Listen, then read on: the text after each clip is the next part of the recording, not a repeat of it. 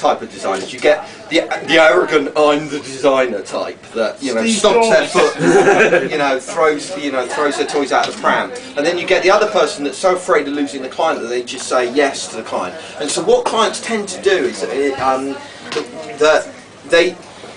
they think in the wrong way, because they come to the design and they go, I know I don't like that, but I'm not entirely sure why, so I'm going to change a random thing about it. I'm going to say, why don't we try it with the text here? And then they make the change, they look at it, and in their head they go, oh no, that didn't work. But they can't come back to you and say, oh no, that was all wrong, I don't know what I'm talking about, I shouldn't be doing this. So what they do is they then try and change something else to make it right, and you go round and round and round in a circle. So the way that you have to deal with that is to break that process and establish up front your expectations of relationship with the client when it comes to design. And so it's funny. Can you tell I've just written this bit in the book? So I've been thinking about it quite a lot. You writing a book, Paul? I'm writing a book. I might not mention that. And what I think the key is to actually establish the relationship up front and how it should work. And I believe the relationship should work in this way. So a client should be thinking from a broad overview. They should be thinking about their business objectives and their users' needs. Because at the end of the day, they know their business better, and they probably know their users better than you, because you're doing multiple clients. So they should be asking, what would my client think of, what would my user think of this? So they could make a comment like, well, my users are 90% female, for example, so I'm not sure they're really going to go for the red and black colour scheme, all right? And I think they would be legitimate in saying that. But what they wouldn't then, where they cross over the boundaries, when they say, I think we ought to go for pink and fluffy bunnies, all right? So they try and solve the problem. A client should identify... And you're spade now. Yeah. A client should identify the problem rather than trying to find the solution.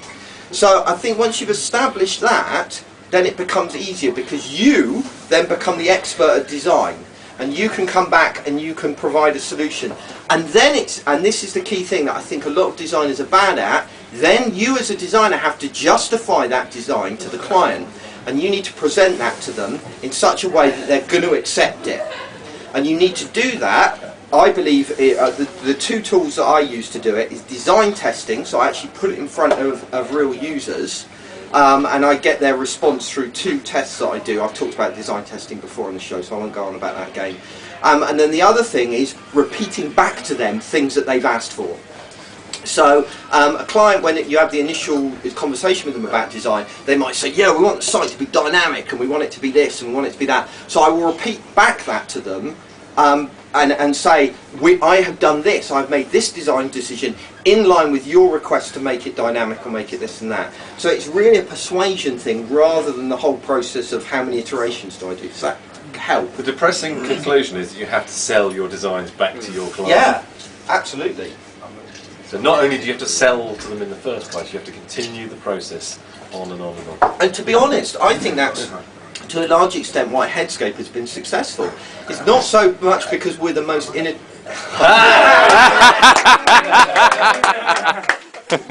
not so much because we're the best web designers ever.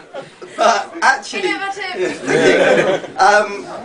not so much because we're the best designers ever, but simply because we're very good at communicating and managing the relationship with clients. And I think that's a big degree of our success. Would you disagree? No. Yes, no, yes. Sorry, give the mic to him. And the mic over. Next question. This is the best bit. We need to keep in all this stuff and take out the rest of the crap. This is one from the forums, but I don't remember the name of the guy who wrote it. So, if you're listening to this, you know who you are, well done, it's really cool. He writes quite a lot, so it's quite cool. Basically, he says one thing. He's a designer on a site, and he does a first iteration, decides himself it's not good enough, and does a second iteration. Yeah. Each iteration takes 2 hours. Does he then charge for 4 hours design work, because he was prototyping, or does he charge for 2 hours design work of what finally went into the site? Right. Or does he call it quits and charge 3, which is also a prime number, so that's probably done, but... I think that depends on the contract he's got with his client. Entirely. It's a rare day that you can get a client to agree to design work on a time and materials basis. that's why I mentioned earlier that we kind of took this average idea of, well, we think this is how much we spend on average. So we've got that amount of time to do the design work, basically. So I guess if I was on time and materials, you'd probably think to yourself that you wouldn't charge, I'm guessing here, but you wouldn't charge the full amount you spent, but you probably wouldn't go half either, you'd probably sort of just take an hour or two off out of that particular example you gave. Okay, any more? Another one there. No? Might be sounding a bit geeky, but I'm just wondering, does the standardization of character encoding, such as Unicode, This does sound geeky, but carry on. sort of more standardize your web design or affect that what your web design does? Probably not hugely. I'm terrible at character encoding, to be honest. Go on then, Christian. What you go on? Why should it make a huge difference? What am I missing? I just came back from a trip to Hong Kong and a trip to Vietnam, and I've done some websites in 37 languages. And I must say, if you don't do your character encoding from the beginning right, you will spend so much time and effort that the client will not pay for in the end. So learn about UTF-8. It's not that hard. Find an editor that does UTF-8, which is a bit harder, but not too hard either. And it's definitely worthwhile, because also it's an amazing experience. Like, all of a sudden you have your site going from right to left rather from left to right, or top to bottom, or you realize that people in China love websites that are 12 screens long rather than 1 screen long. So some of the things that you think are terrible are a wonderful experience, and I think we should not think of web design as something America has, because Korea, for example, has 10 megabit connections as a standard. Right. I mean, I couldn't disagree with anything you said, and you're entirely right. But the question was, what we do as a company, and we do so little stuff in other languages that it's probably not as big a deal for us. It's more money. It's fine. You can find clients that are willing to pay it. But I think the other thing to say here is I'm not a developer, and neither is Marcus, so you're probably asking the wrong people in Headscape. And I suspect that if Rob is listening to this now, he's going to be absolutely cringing and really embarrassed by it. I suspect he probably spends a long time thinking about things like that, but I don't. Is the honest answer. Go on, Ian. You're gonna wade in now and tell me I'm scum too, aren't you? No.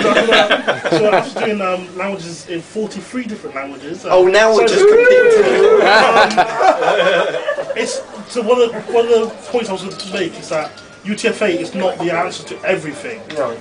So just because your content management system supports UTF-8 doesn't necessarily mean that you're set up for all languages for across the world. So that's a point to remember. So it is worth looking into UTF-8 and other encodings. At least I'll have a general understanding about all this stuff. Yeah, that's good. So, how do you sell? Do you find it difficult to sell sort of technology-ish type gains, like RSS or micro formats or stuff like that to clients, or do you just take the approach of we're not going to tell them?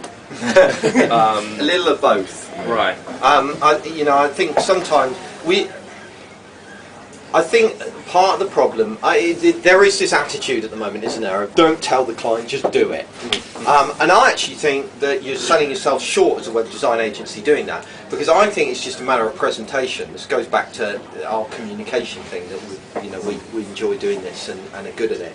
And I think things like, certainly RSS feeds can be sold in very, very easily, because they're hugely powerful and allow all kinds of things. But referring to them as RSS feeds, it does this kind of, and you go into techie speak, they're not going to understand that or appreciate it. But if you start talking about the